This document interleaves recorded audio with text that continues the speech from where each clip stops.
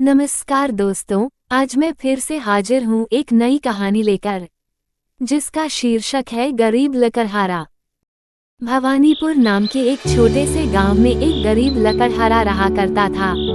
वो प्रतिदिन जंगल से लकड़ियां काट कर लाता था और अपने परिवार का गुजर बसर करता था। एक दिन उसने सोचा, आज मैं ढेर सारी लकड़ियां काटूंगा और उसे बेचकर सावित्री के लिए एक साड़ी खरीद लूंगा। बेचारी कब से बोल रही है, लेकिन अभी तक मैं एक साड़ी भी नहीं दे पाया हूँ। लकड़ी काटने की धुन में वो इतना खो गया कि उसे पता ही नहीं चला कि कब शाम हो गई। तभी उसके पास एक आदमी भागता हुआ आता है और लकड़हारे से कहता है, अरे भाई, मुझे कहीं पर छुपा दो। मेरे पीछे गुंडे लगे हुए हैं, वे मुझे जान से मार देंगे। भाई आप चिंता मत करो, जल्दी से जाओ उस बड़े वाले पेड़ के पीछे छुप जाओ। मैं किसी को कुछ नहीं बताऊंगा।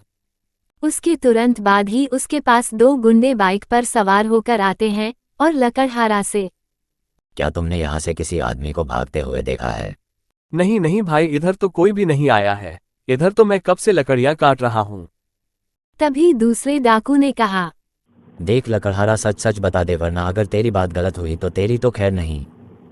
तभी दूसरा डाकू, सरदार, ये लकड़हारा शायद ठीक कह रहा है। वह आदमी लगता है उस रास्ते से निकल गया। हमें उधर ही चलना चाहिए। हाँ ठीक है, चलो। वो आदमी बचकर जाना नहीं चाहिए। उसकी पोटली में बहुत रुपए होंगे, अगर मिल गए तो आज का काम हो जाएगा। तभी दोनों डाकू दूसरी तरफ चले जाते हैं।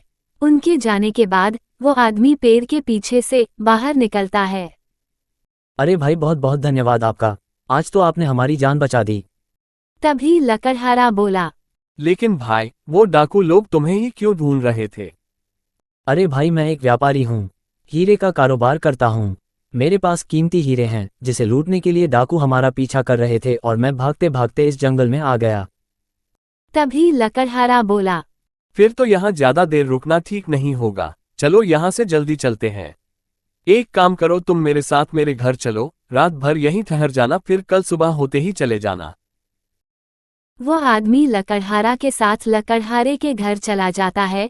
घर पहुंचते ही उसकी पत्नी पूछती है, अजी आप आ गए और मेरे लिए साड़ी लाए या नहीं, और अपने साथ ये किसे लेकर आए हो? तब लकड़हारा सारी घटना अपनी पत्नी को बताता है। उसकी पत्नी ने उस आदमी के हाथ में एक पोटली देखती है। पोटली को देखकर उसकी पत्नी की मन में लालच आ जाता है। अरे वाह, इस आदमी की पोटली में तो लगता है बहुत सारे हीरे हैं। अगर यह हीरे मुझे मिल जाए तो मैं तो बहुत ही अमीर हो जाऊंगी। तभी उस आदमी से, अरे भाई साहब, आप बिल्कुल भी चिंता मत कीजिए। आप बेफिक्र होकर यहाँ रहिए, कोई दिक्कत नहीं होगी। और हाँ, ये हीरे की पोटली मुझे दे दीजिए, ताकि मैं उसे संभाल कर रख दूं। कहीं ऐसा ना हो कि डाकू यहाँ भी आ जाएं और आपकी सारे हीरे लूट कर चले जाएं। तभी लकड़हारे ने अपनी पत्नी के मन की लालच को समझ जाता है।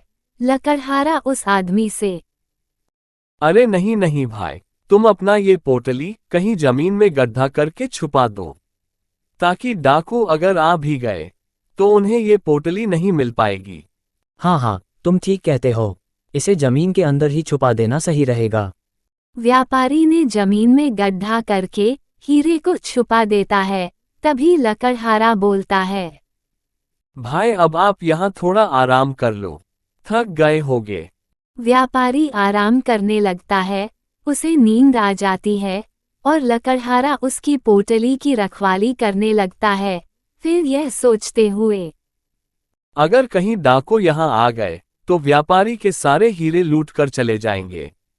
इससे मेरी बदनामी हो जाएगी। ऐसा करता हूँ, मेरे पास जो थोड़ा मोड़ा बचा धन है उसे मैं एक पोटली में बंद कर रख देता हूँ। अगर डाकू यहाँ आ भी गए तो मैं उन्हें अपना ही धन ले जाकर दे दूंगा। इससे व्यापारी का धन बच जाएगा। मेरा धन तो व्यापारी के धन से बहुत कम है। तभी लकड़हारा अपने बचाए हुए धन को एक पोटली में बांधता है और दूसरी जगह छुपा देता है। इतने में डाकू उसके घर आ पहुंचते हैं और लकड़हारे से, ओए लकड़हारे, तुमने मेरे साथ धोखा किया है। व्यापारी को तुमने छुपाकर अपने घर में रखा है, चल जल्दी उसे बाहर निकाल। कहाँ है वह? तभी दूसरा डाकू, सरदार, मैं तो कहता हूँ व्यापारी के साथ साथ लकड़हारे को भी उठा लेता हूँ। इसने हमारे साथ धोखा किया है। इतना सुनते ही लकड़हारे की पत्नी अंदर से निकलती है।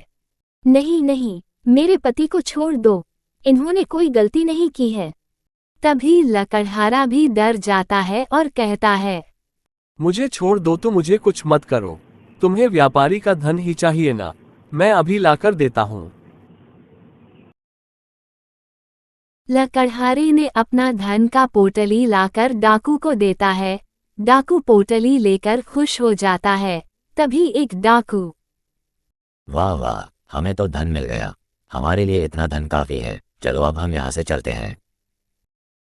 डाकू धन लेकर वहां से चले जाते हैं। व्यापारी सारी घटना को छुपकर देख रहा था। वो लकड़हारे के ईमानदारी और त्याग को देखकर बहुत प्रसन्न हुआ और उसके पास आकर बोला, भाई तुम्हारा बहुत बहुत धन्यवाद। आज तुमने मेरा धन बचाने के लिए अपना सारा धन डाकू को दे दिया। तुम गरीब होते हुए भी बहुत ईमानदार हो। भाई मैं जानता था कि मेरे पास जो धन है वह आपके धन से बहुत कम है और डाकू बिना धन लिए जाएंगे नहीं, कुछ न कुछ लेकर ही मानेंगे, और आप हमारे मेहमान हैं। आप मुझ पर भरोसा करके ही यहाँ रुके हैं, इसलिए मैंने अपना ही धन दे दिया। तभी व्यापारी, तुम्हारे इस व्यवहार से मैं बहुत प्रसन्न हूँ। आज से तुम मेरे मित्र हुए। अब ये लो हमारे हीरे। इसमें बहुत सारे हीरे हैं। इसमें से इतने हीरे मैं तुम्हें देता हूँ जो कि तुम्हारे धन से कई गुना ज्यादा है।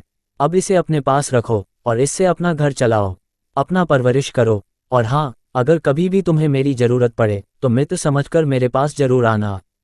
मैं तुम्हारी मदद अवश्य करूँगा। लकड़हारा व्यापारी की बात सुनकर बहुत खुश हो जाता है और हीरे को लेकर अपने पास रख लेता है। इसके बाद हीरे को बेचकर अपने लिए एक नया घर बनाता है तथा अपनी पत्नी के साथ खुशी खुशी अपना जीवन बिताने लगता है। दोस्तों, आपसे भी एक छोटी सी रिक्वेस्ट है कि अगर अभी तक आपने मेरा चैनल सब्सक्राइब नहीं किया है तो कृपया चैनल को सब्सक्राइब कर दें और साथ ही घंटी का बटन दबा दें। मिलते हैं अगली कहानी में, तब तक के लिए धन्यवाद।